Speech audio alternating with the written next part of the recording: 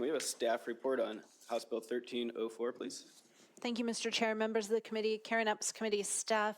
Before you use House Bill 1304, by way of background, boundary review boards were created by the legislature in 1967 and required counties with a population of 210 or more to establish a board. Boards may be created in counties with in other counties by resolution or a majority vote of electors. Counties planning under the GMA may disband the board, and currently 15 counties have boards. A notice of intention must be filed whenever certain actions are proposed in a county with a board. Those proposed actions include things like creation, changes in boundaries, or dissolution of cities, towns, or special purpose districts, assumption of a dissolved special purpose district's assets by a city or town, establishment or changes in the boundaries of a water sewer district, and the extension of permanent water or sewer service outside of an existing area by a city, town, or special purpose district. The notice must include a filing fee of $50 and provide the nature of the proposed action, a brief description, the legal description of the boundaries involved, and a county assessor's map with proposed changes marked on the map. After a notice of intention is filed, the board will hear the action within 45 days of filing if certain actions are met, and if 45 days passes without a review, the action is deemed approved. If a review is triggered, then the board has 120 days to issue a decision, though the period can be extended by agreement with the initiator of the action and the board. If no decision is issued within the deadline, and the deadline is not extended, then the action is deemed approved. When reviewing proposed actions, boards are required to consider a number of factors, such as population density, comprehensive plans, interlocal agreements, municipal services, and the effect of the proposal on adjacent areas. The board also must attempt to achieve certain objectives, and those objectives are listed in the bill report. This bill establishes that a board has 45 days from the effective filing date of a notice of intention to file to determine whether a proposed action will be reviewed or not. The effective filing date is the earlier of the date that the chief clerk of the board determines that the notice of intention is sufficient, or the date the notice of intention is deemed sufficient if the clerk does not make a sufficiency determination by the applicable time periods. The bill requires the chief clerk to make a sufficiency determination within 30 calendar days from when the notice was initially submitted and the filing fee paid, and it requires the notice to include additional information required by board rules and exhibits demonstrating that any statutory requirements related to the proposed action have been met for the notice to be sufficient. If the notice is found insufficient, it must be returned to the initiator of the action for correction. When the corrected notice is resubmitted, the chief clerk must review that within 14 calendar days and then determine whether or not the notice is now sufficient or remains insufficient and needs further correction. A fiscal note is available. The bill passed the House with a vote of 94-0, and there is no Senate companion. Thank you. Thanks. I have a question. Go ahead.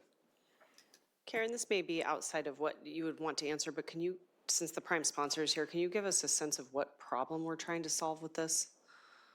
Or who is maybe requesting it? I mean, it might be in the House bill report, but. So I think the president of the Boundary Review Board Association might be here remotely to testify. Thank you. But my sense is that they're changing the filing date of the notice to be the effective filing date of the notice. Okay. And requiring the chief clerk to make sure that the notice of intention is sufficient. Okay. So that the board can move forward. Okay, thank you. Any further questions? The committee will be disappointed to know that this is the last bill we're going to be hearing in public testimony, and there's only one person signed up. But let's go ahead. Chandler Felt from Washington State Association of Boundary Review Boards.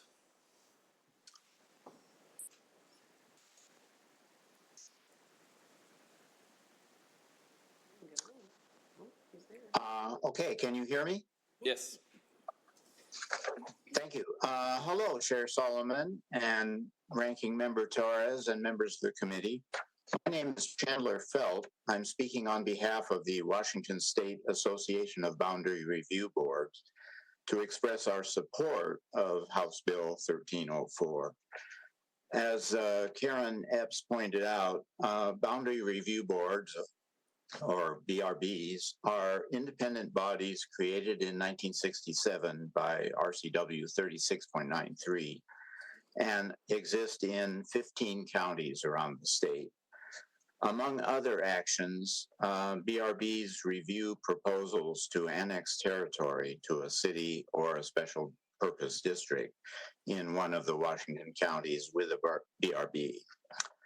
We like House Bill 1304 because it would establish and define an effective filing date for a proposed BRB action such as an annexation. The State Association of BRBs strongly supports this bill because it will clarify the time frame for a BRB chief clerk to ensure that a notice of intention is complete, while also ensuring that a BRB file can proceed in an expeditious way. That's what I had to testify. I can try to assist with the earlier question about the reason that this bill came up, if you would like. Please, go ahead. It's my understanding that there has been some confusion as to when the filing date is set for a proposed annexation or other action, and some uncertainty of whether BRB staff, the BRB clerk, is stalling in terms of starting the 45-day review period, or whether the notice of intention to annex is incomplete.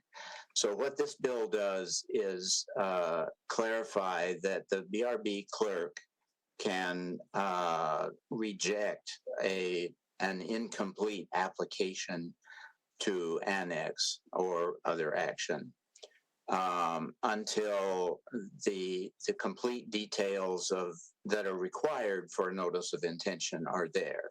And it will clarify the roles of the BRB clerk and the applicant in starting the clock for the limited time period that the community has for review. Great. Well, thank you so much. Is there any questions? Seeing none, that ends the hearing on this bill. Thank you for the information. Thank you.